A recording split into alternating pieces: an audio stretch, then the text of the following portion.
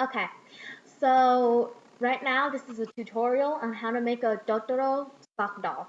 So what you want to start with is a white sock, a pure white sock, and also a gray sock.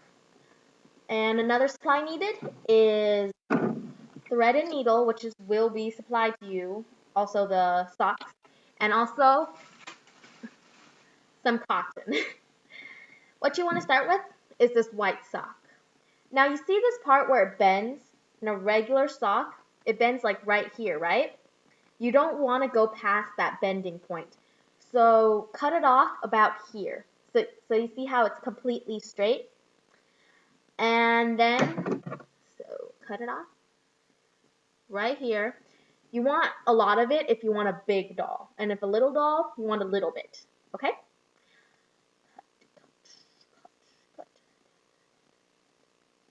Now, it's okay if the edges are messy and they're not perfect, because this will just be our base. Get back to that. So now you have this cut up white sock, right?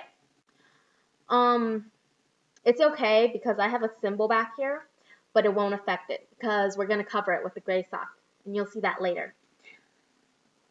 Now, once you take this white sock, you stuff it. One big problem with stuffing it is that to what amount you stuff it to, because it's such a stretchable fabric. You just keep on stuffing it till it's semi-hardened.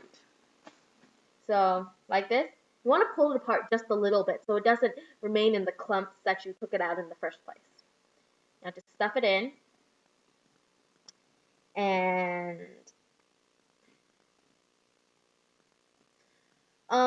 also a big factor to consider is how big you want it. Like if you wanted a cell phone chain, you probably have to work on a smaller scale. Right here, this is about not the size I want, but it's a pretty good size. And you see this shape. So Totoro has this shape almost like an egg, but slightly flat at the top and the bottom. And stuff. So you see, when I push it in, it's kind of squishy, right? It's kind of loose. Want to pack it in. Pack it in till if you pack it in, you'll see that it's so much less now. But look, it's much tougher. You want it really full of cotton, and don't worry, we have a lot of cotton. If it runs out, it's okay. We can do a squishy one too. But personally, it'll be better to have a much tougher bag of cotton. Okay, so I think I'm reaching about the point that I want to be. So you see the symbol? This will be my back side because I don't want to see that. So later on, I'll show you how to cover that. And this will be my front side, all white, very nice and pretty. Now you may be wondering, Totoro is gray. Why are we doing a white? It's because personally I don't like cutting out white circles and then sticking them onto the doll. I prefer to have the white on the inside and then covering it with a gray cover. Okay. Now it's okay to have this extra lip that you see right here. Right now I'm going to show you how to get rid of that. See, now it's in about this shape, right? Yes? It's compacted type and not that squishy. Has slightly the shape I want. Don't worry about shape at the current moment. It's nice to note it, but not yet. Now I'm going to use this tan string because it's easier to see, but we do have white string available.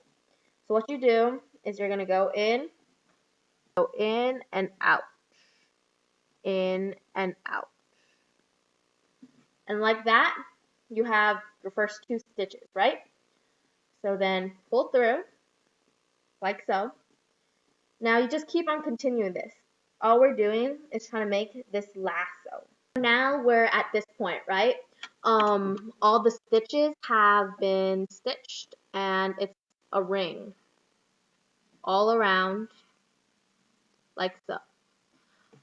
Oh, I forgot to remind you. So when you're stitching this, you don't want it to be all the way up here at the lip. You want it to be down here more. So you want to be touching the cotton because cotton can always be stuffed back in. But if it's out here, you might need to stuff more cotton or else it wouldn't be as packed tight as you need it. Now, usually I would have gone another circle, and I recommend that because that way it really keeps the cotton in. But one circle is okay for right now. So what you do is you pick up this string that you just sewed with, and you pull. Now you want to now it's like a burlap sack, right? Keep on pulling, and don't be afraid about the string breaking. Although it's a bit disappointing, it just happens sometimes. Now, right before you pull it to the point where it can't be pulled anymore, you see all this extra lip? Stuff it inside with your middle finger. Well, not middle finger, index finger. And stuff it, stuff it, stuff it, stuff it. Now you see how it's completely gone? It's like there's no more lip, right? It's very smooth. Like so, yes? And you see how this stitch right here is a little bit off right there? It's a bit more lack than the other ones. It's okay, just sew another stitch in, just like that, and it'll become tighter. See? Now there's the same amount of stitches there as everywhere else. Now we keep on pulling and pulling. You want this really tight, and you see how I have a little bit of pucker? What I usually do with that is I take a more cotton and I just stuff it in because I don't like puckers. It bothers me. Just keep pushing in cotton till you get it to about like a state where it can't put any more or else it'll explode. And if this affects the shape, that's okay because the next step we're going to do will fix the shape. Now, I got this whole mound of cotton that I'm just stuffing in last minute because it helps keep the lips inside and it also helps it become more tight, more like a doll. Okay, put on the finishing touches, just make it tighter again, and so. Now for those who don't want it to fall that easily or are insecure about the strength of just one string, it's okay to put another string in. It has no effect on the doll itself besides just making it easier. Now you see I still have this really minuscule hole. What I'd recommend is just going in with the string and going to the other side, so diagonally. Now, this is just instinct at this point. It's how do you close the hole? You take a piece of tape and you close both sides, type of thing, right? So you want to pull it really tight. I don't want this hole there, so it's gone. And so on. And don't worry about this pucker being shown too easily because, again, we're going to cover it later with the gray sock, right? Tying a knot on a thread is really simple. Oh, you see that knot? Get in real quick. You see that knot? Okay. So what you do to make this knot is you double circle it. So you see this string? Yes. You go down. The string is going down. I turned it. I go in the hole once, and then I go in the hole twice, then pull. Bring it down. See how I'm shuffling it down to just get it closer? I bring it down. Now just pull one side and it should be going down, right? And just pull. Finito. See? Easy, right? Not that hard. Making a knot. You cut it off with your scissors. Make sure the knot is still on the doll portion that's connected to the doll. And you just stuff in any last minute things like a little bit of string that I have there. So now you have this round. And it's not really the shape that I want. The shape that I want is more of a Totoro shape, right? So one fun thing about this is you have to knead it. And you're like, why are you kneading it? It won't make a difference, but it does. Have you ever slept on a pillow and you realize when you get up, it has an imprint on it? Same type of thing. So you want to knead it to the shape you want. So let's say if I made a raindrop, I'd be squeezing all the way up here, right? I'd be rolling back and forth, and now it's skinny. Um, this is really about a perspective too on Totoro. Some people prefer them really long, like skinny like this, and some people prefer them really fat and stout. Personally, I like fat and stout because it's cute. um, so now you have this, hold on, let me knead it more. You have this shape, right? Flat bottom, flat top, what we wanted in the first place. And the KV is still on the back. So we're going to set this down for a while. About kneading. I kneaded it in 6-7 seconds, but it's good to knead a lot. So really get the shape you want. Don't just leave it as like, okay, I'll fix it later. But tell you the truth, it's really good to get the right shape when you want it. Yeah. So shape, right? Good? Yes. So this will be our base. Now next, we take this gray sock. This gray sock, it's not the same. It's different. And I'm sure they supplied you with gray socks. This gray sock is a bit more dark than I think what they'll give you, but if it isn't, it's okay. So now, what you want to do with this gray sock is about the same process that you did with the white sock. Because remember, what you want to do is you want to take this white sock and you want to stuff it in the gray sock to make the rest of its color, right? So I'd say cut it off about, okay. So again, you see this bend in the sock? You do not want that bend in there because then Totoro will have a saggy butt and you don't want a saggy butt. So you want to cut it off right here so it's completely straight. You see where this hand is pinching? Yeah, right there. And that's just about the same position that we cut it off the first part of Totoro. The white sock, keep it still, even the remnants, and also the gray sock, because later on we're going to be making appendages and stuff like that. So, see how I'm cutting it off now? Yep. Any scissors okay, and again, fraying is okay, because as you see, no fray, right? We all stuffed it in there. Now you have this figure. It's originally what we started out with the white sock, right? Still same all sides, gray. This sock, luckily I have a uniformity of gray, and that's good. Now I want you to take the white sock and the gray sock, and you want to put it over it like as if the white was your foot. You want to stuff it like you're stuffing your feet into a sock. One thing about this is, hold on.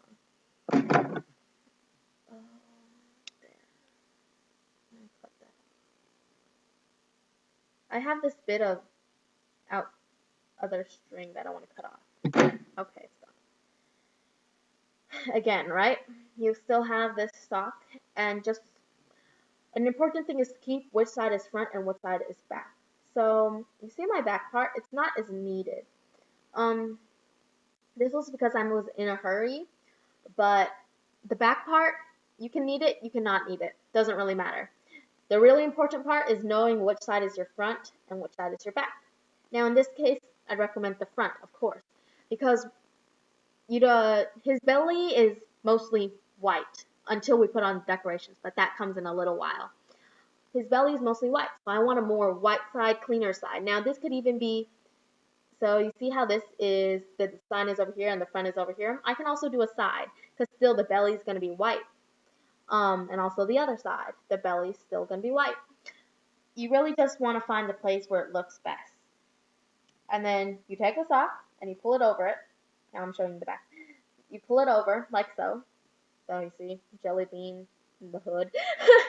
And pull, pull, pull, pull. Like so. Okay. I found this unfortunate spot right there. You see that unfortunate spot that I have right there? I don't like it. So I'm going to pull it up a little bit, but that's okay. Hopefully none of you have such luck in getting that unfortunate spot. Or another way I can do it is I can pull it really down. I can either pull it really up or I can pull it really down. In this case, because I'm going to cut out the belly anyways to make my stomach, I'm going to pull it really down. And socks can stretch like a mile. Okay, I'm exaggerating, but it can stretch for a long time, right? So after it's in the sock, now it's all gray, right? You want to roll a little bit, just make it still the shape because you just stuffed it, and that's gonna give it some serious shape issues. Now you see it's in there, right? Nice, yeah, and that unfortunate spot is pulled pretty much down. Now, one thing about Totoro's proportions is that his stomach is pretty large and his face size is pretty small. So that's why I pulled it down about 3/4 of the way. Now, none of you will get this, probably just me. Next thing you want to do is maybe take a pen or a marker or something and just visually draw in your circle. Just draw it in. Now, you may want like some art person to help you with this because it would suck if it wasn't right. I'm gonna draw on here real quick. It's okay to draw on it because for right now, it's not gonna be an issue for us. Yeah. So again, take a pen, any pen. Personally, I'm using highlighter because it's more visible. And I want you to draw your stomach. Now, there's no definite way to do this. This is all about precision. So if you want a really neat one, ask someone to, some art student to do it. You can draw it any shape you want. If you want to improvise and make it a star belly, sure, go ahead. So what you want to do, I'm just going to make a regular, is start from one side and just draw the circle. Now I'm going to go over that unfortunate spot there, draw it to the other side.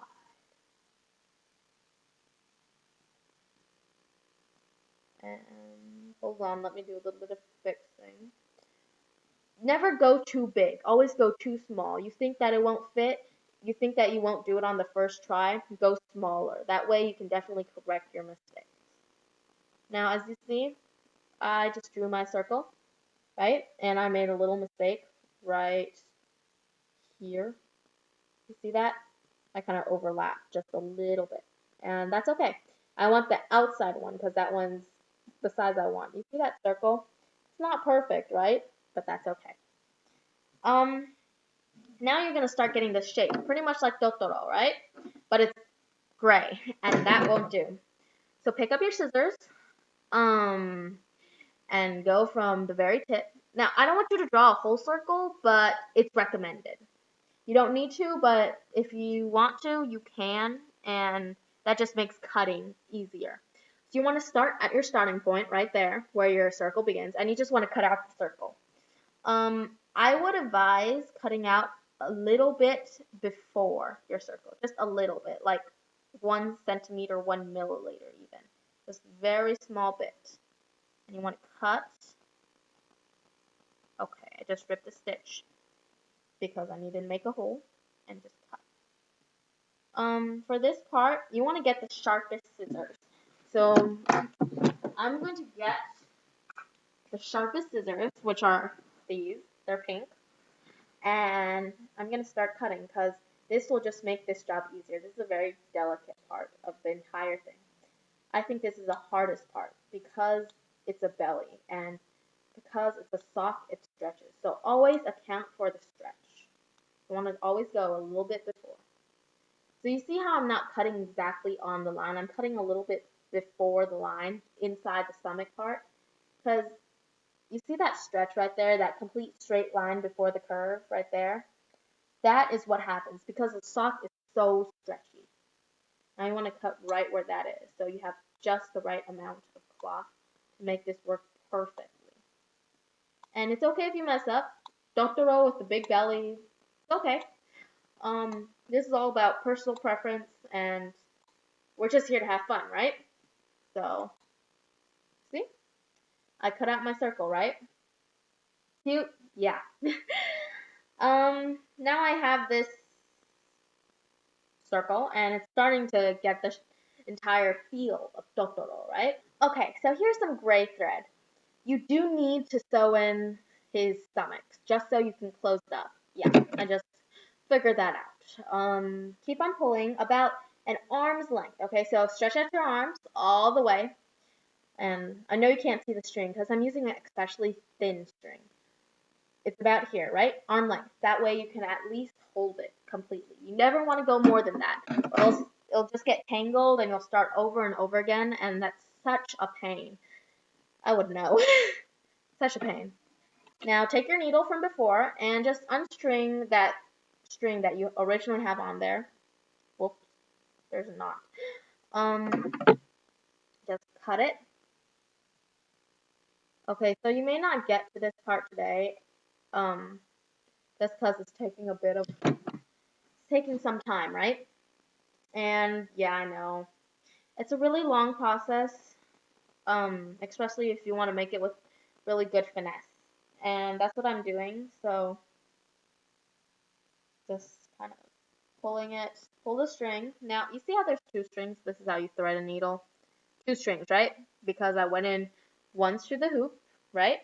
Through the hoop, and just pull it in. So now, technically, you're sewing with two strings. Everyone knows how to thread a needle, right? If not, ask one of the office club officers. They definitely know how to thread a needle, or at least they should. And if you don't, boo. So then you make the double knot at the end of the thing. I like double knots in